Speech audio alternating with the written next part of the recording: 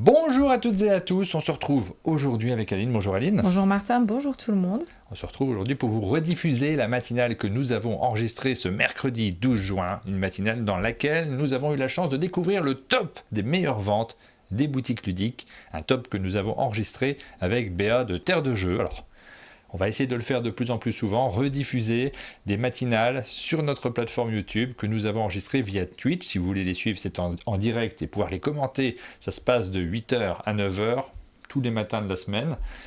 On va essayer de vous faire des versions un peu plus condensées pour que vous puissiez regarder plus rapidement ce qui s'y est passé. Mais juste avant, on va remercier notre sponsor. Nous avons un sponsor dans cette émission, on a de la chance. Notre sponsor, c'est la résidence Les Hauts-de-Valminier à Valminier. C'est une station dans les Alpes qui propose en été des semaines spécifiques pour les joueurs de jeux de société.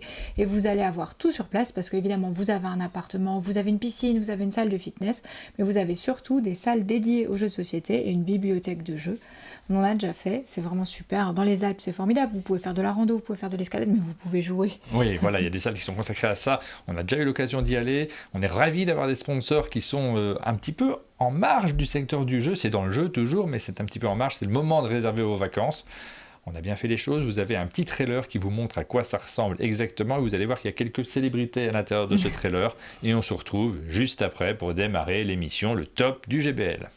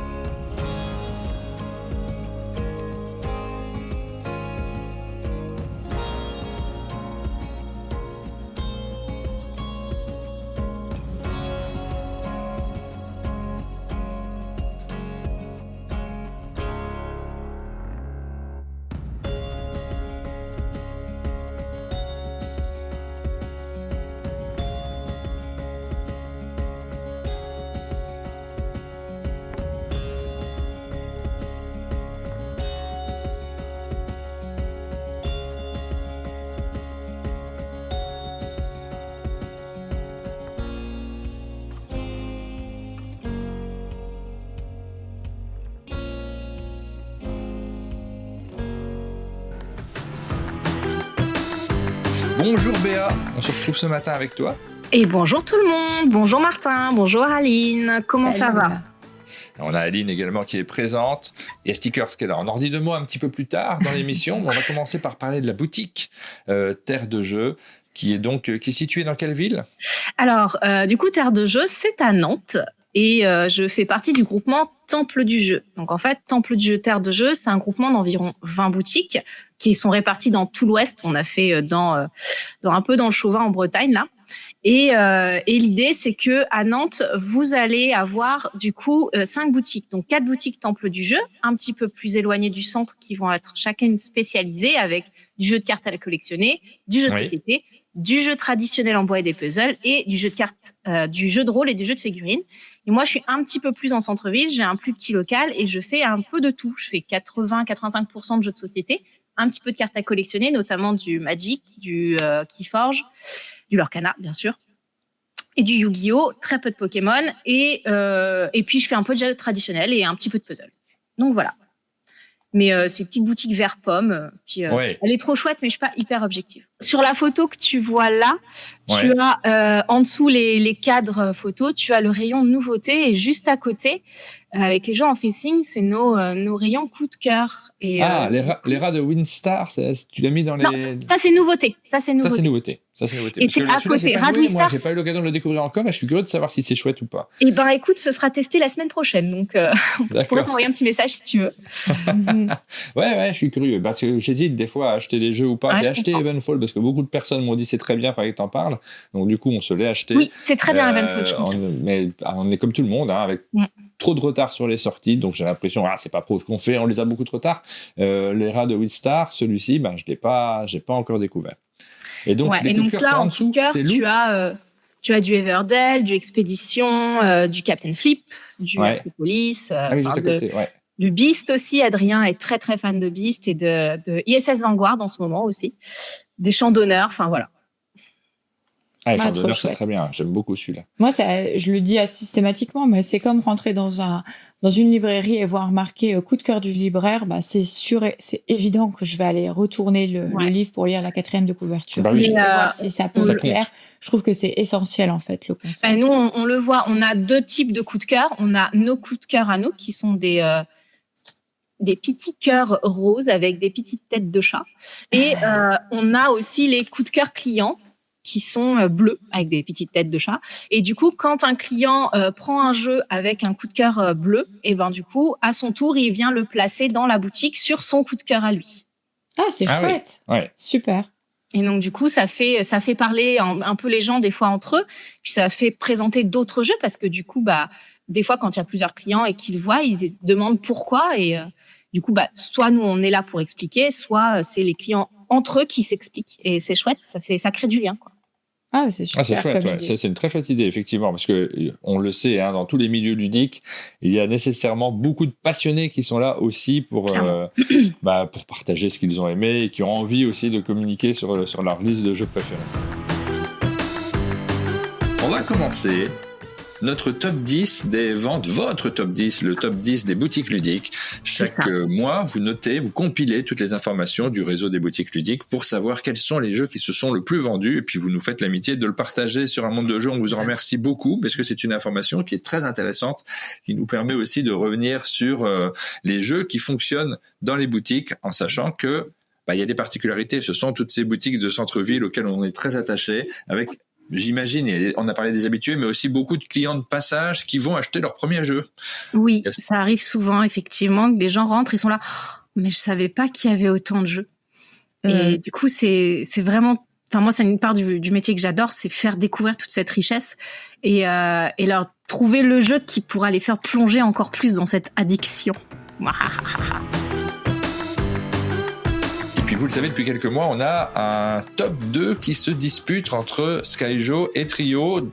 Parfois, c'était Trio qui était passé suite à l'Asdor qui était passé numéro 1. Auparavant, c'était Skyjo. Suspense. Est-ce que ce sont toujours les deux mêmes aux 2 premières places et dans quel ordre? Vous découvrirez ça à la fin du top. Mais on commence par le numéro 10. Quel est le jeu qui est classé 10e, Béa? Eh bien, c'est Sea Salt and Pepper qui est 10e, qui lui aussi reste dans le top 10 de manière très régulière. Il a perdu 2 places par rapport au mois dernier, mais il est toujours là, vaillant et malgré son petit format, toujours en top vente et toujours en coup de cœur aussi. C'est un jeu qui commence une période sur la période estivale. C'est le genre de petit jeu qu'on peut glisser dans sa poche, donc c'est parfait pour l'été. Ce que j'allais dire, malgré ou grâce à son petit format. Ouais. Oui, il s'emmène partout. On a énormément de gens qui demandent des jeux, des petits jeux, soit par manque de place, soit parce que voyage. Sea Salt est parfait. Enfin, c'est très très bien, quoi. Alors c'est pas si grand public que ça. Si il y a quand même il y a 2-3 règles en réalité. Oui, bien sûr. On se rend compte que ça s'adresse à un public qui est déjà capable d'écouter les règles. Tout à fait. Et c'est encore plus le cas du numéro 9. Et ouais, le numéro 9, c'est Faraway. Et ouais, Faraway qui est descendu un petit peu aussi, mais parce qu'il y a d'autres entrées dans le top, mais qui reste toujours une valeur sûre et qui est un jeu que en fait on ne conseille plus, qu'on vend tout simplement. Les gens rentrent en boutique et demandent si on a Faraway, soit parce qu'ils en ont entendu, ils le connaissent via l'Asdor, soit parce qu'en fait ils l'ont testé en barrageux ou avec des copains et qu'ils ont adoré. Et du coup, ils rentrent, ils l'achètent, quoi. L'information, elle est intéressante. Ne plus avoir à le demander, mais venir juste l'acheter. Ouais. Il y a quelques jeux comme ça qui... Sea Salt fait partie aussi des jeux qu'on va conseiller aussi encore, parce que de par son format, enfin Faraway aussi, je dis pas le contraire, mais vraiment c'est plus des jeux, en tout cas chez moi, on va rentrer et me demander ce jeu spécifiquement.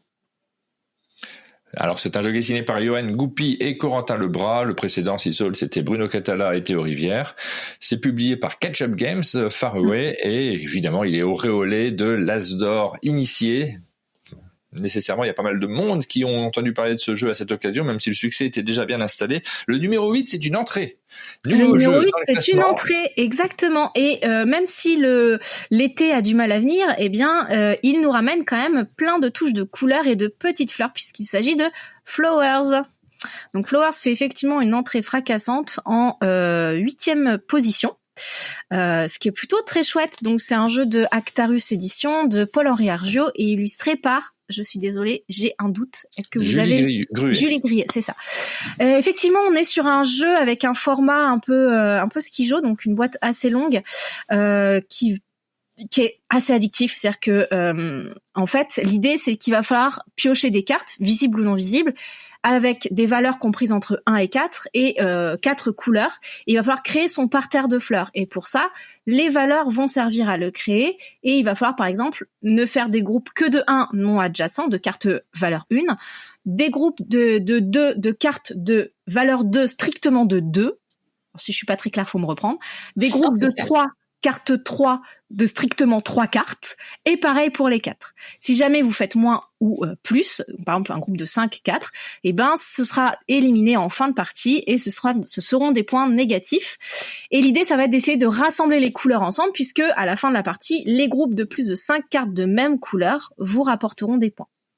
Donc, en termes de règles, c'est tout simple. Par contre, là, pour le coup, quand on les pose, c'est assez brainy, puisqu'il va falloir, au début, vraiment, on les pose un peu au hasard, et c'est au bout d'un moment, on se rend compte que, en fait, c'est pas si facile que ça, et qu'il faut vraiment réfléchir, il faut vraiment se projeter. Alors là, j'ai fait un groupe de 4, et il me faudrait un 4 de telle couleur.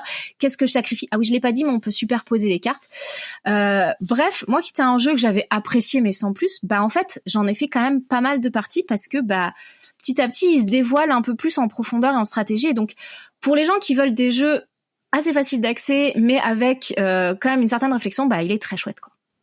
Voilà, donc ça c'est une entrée, c'est le jeu de Paul-Henri Argiot, mais c'est aussi le premier jeu d'Actarus. Donc, exactement. On est toujours content quand un éditeur se lance. A priori, plutôt avec du succès, là, visiblement. Il est Après, déjà dans le top 10. Il a fait les choses pour. Ça fait quand même pas mal de temps qu'il tourne en festival, qu'il fait tester son jeu. Donc ouais, je pense que pour moi, c'est mérité en tout cas. Et on a eu l'occasion, nous, de tester les protos qui viendront à la suite. Ouais, moi aussi, c'est cool aussi, ouais. Ouais, elles sont chouettes aussi. Ouais.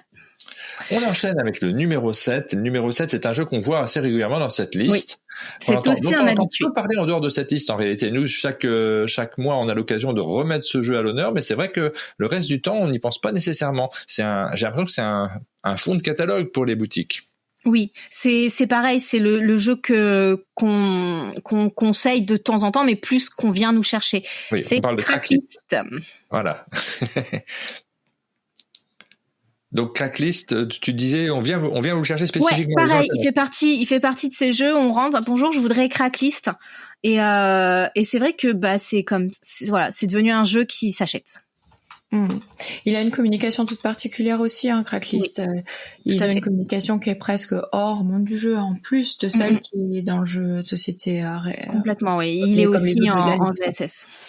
Alors c'est le jeu de Pierre Faucon qui est un petit bac mélangé à un Uno, c'est comme ça qu'on le présente assez régulièrement. Si on veut être réducteur sur le type de jeu, évidemment, c'est pas forcément la présentation. On peut dire aussi c'est la fusion réussie du petit bac. Mais de toute façon, à partir du moment où on dit vraiment bien. Ça fonctionne très bien. Et à partir du moment où on dit à un client, c'est quand le petit bac a rencontré le Uno, moi je vois des étincelles dans leurs yeux, parce que les deux jeux leur parlent, et les deux jeux sont des valeurs sûres pour tout le monde a joué au petit bac, tout le monde a joué au Uno, c'est inscrit. Et du coup, quand on propose les deux, et tout de suite ça leur parle, ça leur fait tilt, quoi. Donc c'est chouette. C'est ce que je trouve qui est très réussi aussi pour mon puzzle aventure, parce que pouvoir dire aux gens, c'est un puzzle qui a rencontré un Ouais Charlie.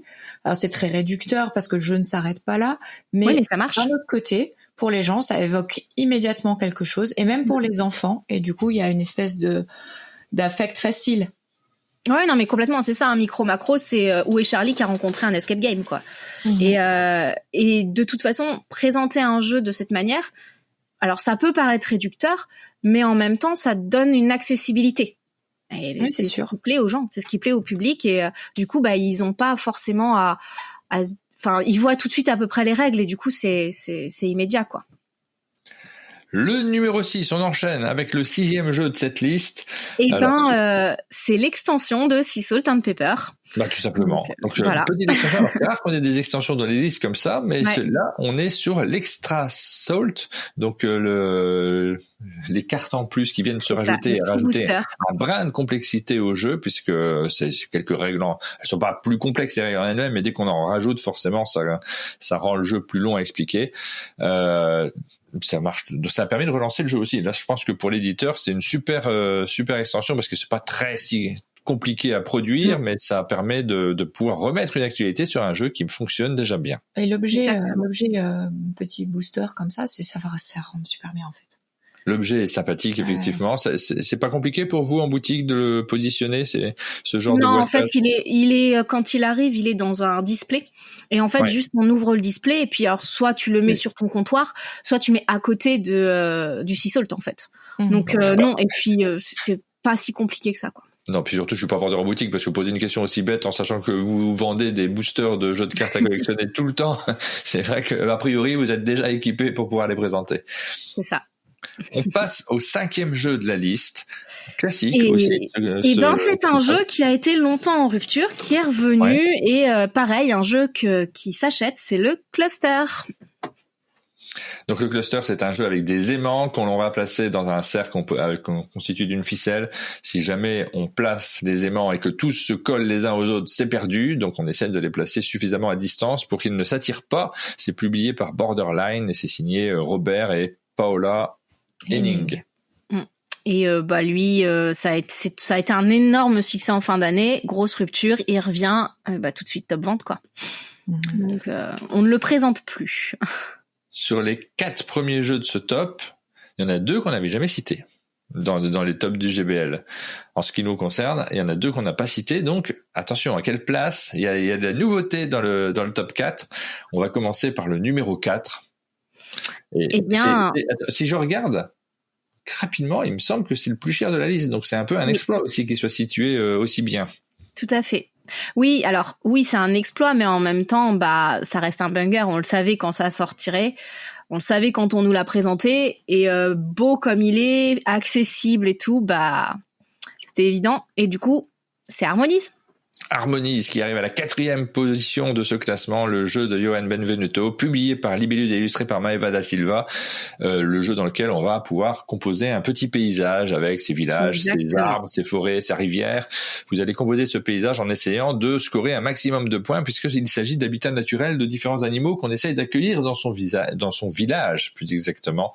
Il rentre dans le top directement à la 4e place et ça fait partie des jeux qui en ce moment arrachent tout sur leur passage. Harmonies et Captain Flip qui est pas dans le classement. Il est en rupture Captain Flip en ce moment? Non, il est pas en rupture, mais il a été détrôné par Harmonies pour l'instant. Et Harmonies est sorti il y a 1 mois et demi à peu près, je crois. Et aussi incroyable que ça, c'est déjà un jeu qu'on vient nous chercher. C'est-à-dire que oui, on va le conseiller parce qu'il a tout pour être conseillé, c'est-à-dire des règles très faciles à expliquer, une petite boîte, du matériel très joli, très immersif, des illustrations. Enfin, la boîte, elle vous appelle quand vous la voyez de toute façon, et un prix qui est pas excessif.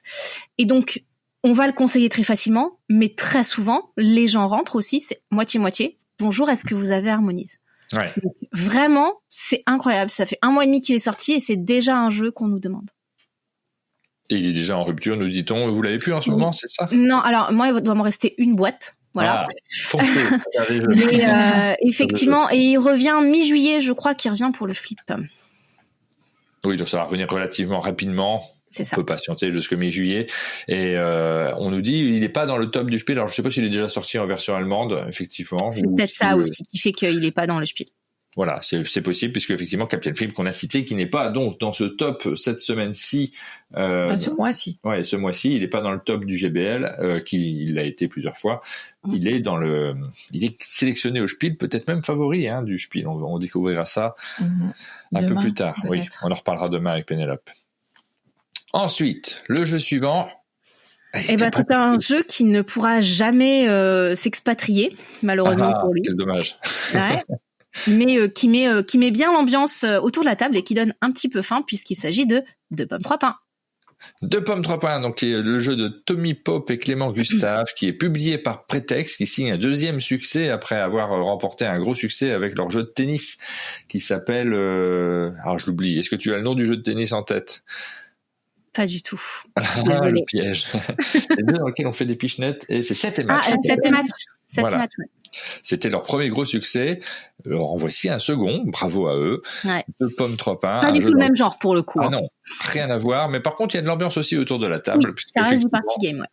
On joue sur le jeu de mots, une pomme de pain, il y a une pomme et deux pains dedans. Oh. Et il va falloir compter en posant les cartes le nombre de pommes et de pains qui sont présentes, en sachant que quand on pose une pomme, il n'y a qu'une pomme. Quand on pose un pain, il n'y a qu'un pain. Mais quand on pose une pomme de pain, cette fois-ci, il y a une pomme en plus et deux pains en plus. C'est du jeu de mots, c'est rigolo, ça tourne le cerveau des gens autour de la table. Il y a d'autres cartes qui interviennent avec d'autres jeux de mots pendant la partie que vous pouvez rajouter. C'est plutôt fun et rigolo. Ça fait partie des jeux blagues qu'on sort pour le plaisir de les expliquer. C'est ça. C'est le jeu que tu sors quand t'as des ados, quand t'as bu un petit coup le soir, enfin à l'apéro. Voilà, c'est ça. Il est numéro 3 sur le podium. Et attention, roulement de tambour, qui va être le numéro 2? Gros combat. Et donc, qui va être le numéro 1? On dit les deux en même temps à chaque fois, parce qu'on attend de savoir quel jeu est numéro 2, lequel est numéro 1, vous les connaissez forcément. Et alors, si le numéro 2 est numéro 2, c'est sans doute parce que il y a eu une petite rupture, et donc du coup, il est passé deuxième, et c'est Trio. Trio, l'As d'or de cette année, le jeu de Kaya Miyano dont on parle tout le temps, qui était numéro 1 les 2 derniers mois, si je ne me trompe pas, ou le dernier mois, je ne me souviens plus. Le mois dernier, il était premier, et par contre, il y a 2 mois, je ne me rappelle plus. Donc, il passe numéro 2 ce mois-ci. C'est ça. Bon. Alors, il y a eu une mini rupture, comme j'expliquais, et de juste quelques jours, peut-être une semaine et demie. Et ça peut expliquer le fait qu'ils soient passés deuxième, ou juste ils alternent et ils vont danser comme ça plusieurs mois. Donc Trio est numéro 2 ce mois-ci, le jeu de cocktail game illustré par Laura Michaud, et le numéro 1, vous l'avez deviné, c'est Skyjo, qui reprend sa première place, peut-être provisoirement, peut-être qu'il va se réinstaller le prochain. Et c'est des jeux qui se vendent énormément. Oui, c'est pareil. Les deux, Skyjo, on ne le présente plus, on vient vraiment nous l'acheter, et des fois j'en vends 2 voire 4 dans la journée sans aucun problème. Trio, il fait partie, autant on le conseille qu'on vient le chercher. Ouais. Tu es en train de nous dire que tu conseilles moins Skyjo? Oui, parce qu'il y a plus besoin en fait. Honteux, hein. De quoi? C'est pas honteux du tout, hein. Non, c'est parce qu'en fait, il y a plus besoin, tout simplement. Oui. Vraiment, les gens rentrent, bonjour, je voudrais un Skyjo, ou je voudrais un jeu de cartes, et du coup, c'est Skyjo. Trio aussi, mais je sais pas, Trio, j'aime bien le présenter quand même de temps en temps. Alors, il y a les affaires de goût qui rentrent en compte également, qui sont absolument essentielles, et c'est ce qu'on vient chercher quand on va dans une boutique, c'est effectivement, il y a les avis, mais on vient chercher aussi l'expertise que vous avez et votre goût particulier. Exactement. C'est selon les vendeurs, ça va pas être les mêmes jeux qui vont être conseillés, et du coup c'est ce qui va aussi faire la différence, et ce qui va faire qu'un top entre 2 boutiques sont complètement différents. Alors, on va enchaîner avec le top des jeux parce que là, sur tous ces jeux qu'on a présentés, souvent ce sont des petites boîtes avec des petits prix. Et vous avez fait 2 catégories différentes, avec une catégorie des jeux qui sont en dessous de 30 supérieur à 30 euros et supérieur à 50 euros. Entre 30 et 50 et plus de 50. Quoi. Voilà, exactement. C'est ceux qui sont au-dessus de 30 euros et ceux qui sont au-dessus de 50, je suis en train de dire n'importe quoi. Et on va juste revenir sur le podium de ces 2 catégories-là. Le 3e jeu qui s'est le plus vendu supérieur à 30 euros, duquel s'agit-il? Eh ben, c'est une entrée directe, parce que c'est un jeu qui est sorti il y a peut-être 3 semaines, et c'est Middle Age. Donc, c'est la réédition de Majesty avec une refonte. Donc, c'est chez Studio H. C'est de Marc-André et illustré par Claire Conan. Et c'est une magnifique réédition. Matériellement parlant, c'est incroyable. Illustrator Bref, vous avez compris, c'est incroyable. Et ils ont un peu changé la mécanique. Alors moi, j'étais très fan de Majesty, donc ils ont un peu changé la mécanique de prise de tuiles. Et du coup, ça a rendu le jeu beaucoup plus tendu, beaucoup plus de tension. Et du coup, c'est encore plus chouette. Donc vraiment parfait, quoi. Et ça le prouve parce que ça rentre directement top 3. Voilà. L'objet déjà est super. Ouais, puis la boîte est incroyable. Très chouette aussi. Middle Age, donc ça c'est publié par Studio H, illustré par Claire Conan et publié par Marc-André, qui est aussi l'auteur de Splendor, donc c'est un auteur à succès, on peut le dire. Ça. On enchaîne. Alors on a une question de Big Mich que j'avais pas lu, qui nous demande si quand les acheteurs viennent demander un Skyjo, est-ce qu'on essaye de lui conseiller autre chose comme Halo, Eteria ou d'autres jeux? Alors je te laisse répondre. Alors non, on n'essaye pas forcément de le faire partir avec une autre boîte. Par contre, effectivement, on peut lui présenter autre chose, peut-être pour la prochaine fois. C'est-à-dire que bonjour, je voudrais un Skyjo. Voilà, est-ce que vous savez qu'il existe à Eteria ou Pixies ou Flowers maintenant? Et du coup, l'idée c'est pas de remplacer la boîte du Skyjo. L'idée c'est juste de lui dire que il y a d'autres jeux qui vont un peu reprendre ce principe de Skyjo, c'est-à-dire très accessible et très chouette, et que comme ça, la prochaine fois, il va peut-être pouvoir se renseigner sur ces jeux, les essayer et du coup trouver autre chose qui lui convienne aussi, quoi. Et on a une autre phrase de Plexi, c'est plus un commentaire qu'une question, c'est: depuis le temps que Skyjo est numéro 1, je ne comprends pas je ne vois pas qui ne l'a pas encore. Ouais. Mais c'est tout simplement parce qu'on ne se rend pas compte, en fait, on reste un petit milieu, le monde du jeu, et on ne se rend pas compte que pour qu'un jeu arrive chez tous les joueurs, en réalité, il faut beaucoup de temps. Il y a toujours de la place. Et il n'y a pas que ça. Mais je pense, pour l'avoir testé avec mes élèves qui amenaient des fois des jeux à l'école, les jeux des gens, quand ils sont joués beaucoup, comme peut sans doute l'être le Skyjo, ils sont hyper abîmés. Enfin, les enfants qui en fin d'année amènent un Uno parce que c'est la dernière semaine et qui veulent jouer avec les copains, généralement dans une classe de primaire, t'as au moins 4 Uno qui arrivent le dernier jour. Ils sont tous dans un état, mais ils ont été emmenés à la plage, à la piscine, en pique-nique et tout. Et les gens, ils rachètent en fait au bout d'un moment aussi. Alors après, moi, je me suis posé la même question sur le codename pendant longtemps parce que ça partait aussi beaucoup. Et ça, on voit que ça a quand même pas mal descendu. Donc peut-être que dans quelques années, le Skyjo, tout le monde en aura un et effectivement, les ventes passera top 3 ou top 4. Mais pour le cinéma, par exemple, qui se répand très très vite, quand un film sort, au bout de quelques semaines, tu arrives à atteindre le million tu sais, des très gros succès, le million de personnes qui ont été le voir. Là, il faut quand même beaucoup plus de temps pour qu'un jeu arrive dans 1 million de foyers.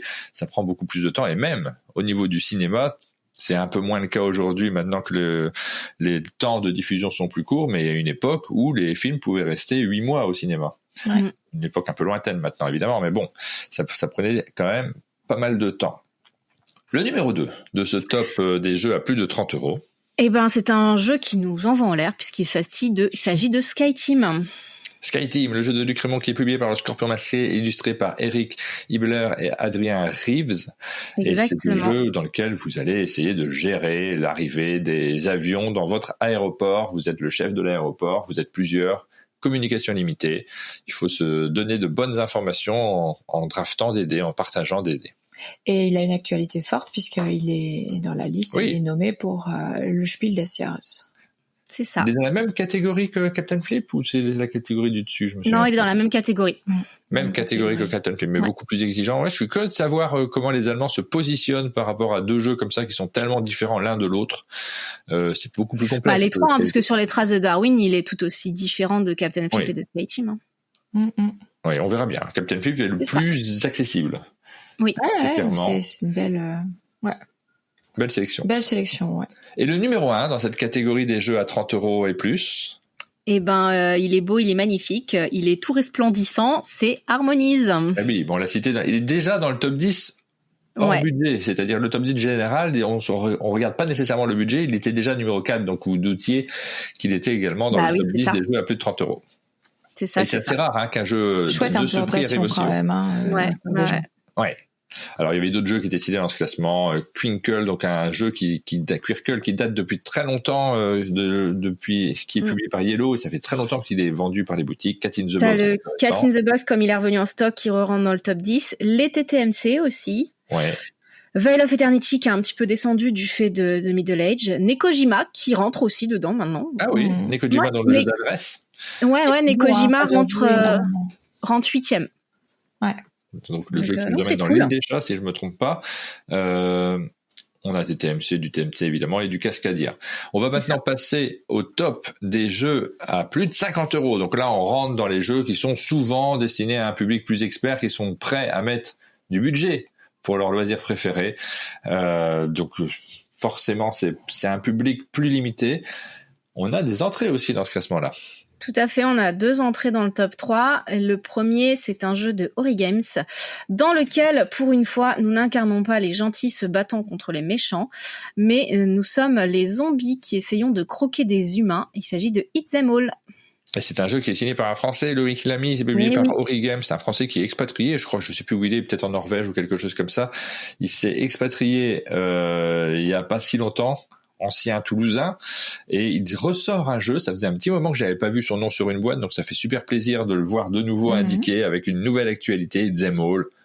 On a fait une vidéo au chalet, donc vous pouvez lire si vous ne connaissez pas le jeu, parce que ça s'adresse à un public quand même un peu plus expert. Si vous voulez découvrir comment il fonctionne, allez jeter un petit coup d'œil à la vidéo qu'on a diffusée sur notre chaîne. Et puis les 2 premiers. Et ben les 2 premiers, ça va être un jeu pour 2 places en réalité. Ouais. Et oui, parce qu'en fait, c'est 2 boîtes identiques. Enfin, pas identiques, mais c'est la même collection. Il s'agit des Marvel Dice Throne. Donc, il est à la fois à la 2e place et à la 1re place, j'imagine, avec des ventes semblables. Enfin, ceci dit. Oui, alors en fait, c'est le premier, donc le 2e. Donc, Marvel Dice Throne, la boîte Thor Loki est en 2e position. Donc, il y a Thor, Loki, Spider-Man et Scarlet Witch. Ouais. Les Sorcières Rouges étaient déjà sortis, ils sont sortis le mois dernier, donc il était déjà le mois dernier. Il y a eu un mois d'écart entre les 2. C'est ça, il était top 1 le mois dernier. Et du coup, là, pour la 1re place, c'est la 2e boîte qui est sortie il y a un peu moins ce mois-ci. Et du coup, c'est Black Panther, Widow, Doctor Strange et Marvel, Captain Marvel. Et effectivement, donc c'est un jeu 2 joueurs dans lequel on va incarner un super-héros et il va falloir aller taper sur l'autre. On reprend la mécanique du Yams, mais on va pouvoir pimper ses cartes, pimper son plateau pour augmenter ses attaques et tout ça. Donc c'est plutôt très chouette. Alors c'est 2 joueurs ou 4 joueurs, on peut jouer en multi aussi. On a récemment reçu Lucky Duck pour un canapé et c'était fou de voir l'amour de Théo, de Guillaume. C'est très bien pour ce jeu. Franchement, si on a le moindre doute qu'un éditeur aime les jeux qui publie avec cette vidéo là, on a la certitude qu'ils sont fin fou de leur jeu. Quoi. Et de toute façon, le public accroche, le public est là aussi pour les suivre. Ça, il y a une communauté qui s'est développée. Je sais que ça m'arrive dans mon village d'organiser des tournois de Dice Throne et les gens sont là, quoi. Enfin. Et je suis surpris parce que effectivement, alors là c'est le top en général des jeux à plus de 50 €, ce qui revient souvent à Lucky Duck Games ou Super Meeple. Je vois pas de Super Meeple dans le top 10 cette fois-ci. Par contre, il y a 4 jeux qui sont publiés par Lucky Duck Games en version française. C'est le cas de Dice Throne, mais c'est également le cas de Wondersland War qui arrive à la 4e place, et c'est également le cas de Duniperium, qui est le jeu dont on parle beaucoup, qui va avoir prochainement une nouvelle actualité avec une nouvelle boîte qu'on devrait retrouver dans le classement. Uprising. Voilà, exactement. Et alors, étonnamment, en 10e place, et je l'ai vu aussi dans ma boutique, il y a eu un regain d'intérêt pour Bunny Kingdom, puisqu'il est en 10e place. Ouais. Sans événement particulier, sans opération je sais pas. Peut-être que BGA l'a remis en avant. Parce que je crois qu'ils ont sorti l'extension Express, mais vraiment, j'en ai vendu 3 ce mois-ci. Alors que dans ma boutique, c'est pas forcément le public. Je l'ai parce que ça reste un classique et que moi je l'aime bien. Mais oui, c'était assez étonnant. Et donc c'est très chouette que ce ne soit pas que des nouveautés dans ces tops. Et voilà, Wingspan aussi est en top et dans le 9e. Donc c'est chouette que ce soit pas que des nouveautés. Ça prouve que les classiques aussi ils peuvent revenir. Il y a un petit bout de stickers pour terminer cette émission quand même. Gentil. Stickers qui arrivent quand en boutique ? Le 27 septembre. 27 septembre, il va falloir patienter un petit peu, mais vous avez déjà une vidéo sur notre chaîne puisque le jeu était sélectionné pour les Sabliers d'Or. On s'est un peu émerveillé avec ce jeu qui apporte, qui a à la fois la simplicité d'un jeu dans lequel on va pouvoir expliquer les règles très facilement, pouvoir se lancer directement dans une partie, et le renouvellement grâce à cette idée fabuleuse des stickers, c'est le nom du jeu. Donc forcément, on va pouvoir coller des étiquettes sur nos différentes cartes pour pouvoir avoir son propre jeu avec des cartes qui auront plus de valeur que celles d'une autre boîte chez d'autres joueurs. C'est assez rigolo cet aspect-là. Et là, je viens de recevoir la première boîte pré-prod. J'ai pu ouvrir le booster numéro 3, qui est le booster qui me tient à cœur. Et il est sublime. Incroyable. Je suis ravie. C'est, enfin voilà. Bien sûr, je ne spoilerai pas, mais le booster numéro 3 est trop cool. Voilà. Vous avez envie de savoir ce qu'il y a dans le booster numéro 3. Avec le 3, vous n'en croirez pas vos yeux. Exactement. Les yeux, c'est le cas de le dire. On arrive à la fin de cette émission, une émission qui a été dure à lancer, mais je suis très bien passé derrière. On a été ravis de pouvoir passer cette matinale avec vous. Dure à lancer pour de sombres problèmes techniques. On va essayer de régler tout ça ce matin pour qu'on n'ait pas ce genre de problème pour les prochains formats. Merci beaucoup, Béa, de nous avoir accompagnés ce matin. Merci à vous. C'est vraiment très chouette de pouvoir permettre aux boutiques de se mettre en avant et de permettre de les faire connaître aussi au public. Et du coup, n'hésitez pas à aller voir vos boutiques préférées, vos ludicaires, parce que il y a toujours du conseil et de super conseils. Et puis le jeu, c'est ça aussi, c'est de créer du lien, c'est de rencontrer des gens et de partager des super moments. Donc n'hésitez pas à aller dans vos boutiques. Au revoir. Ciao. Ciao.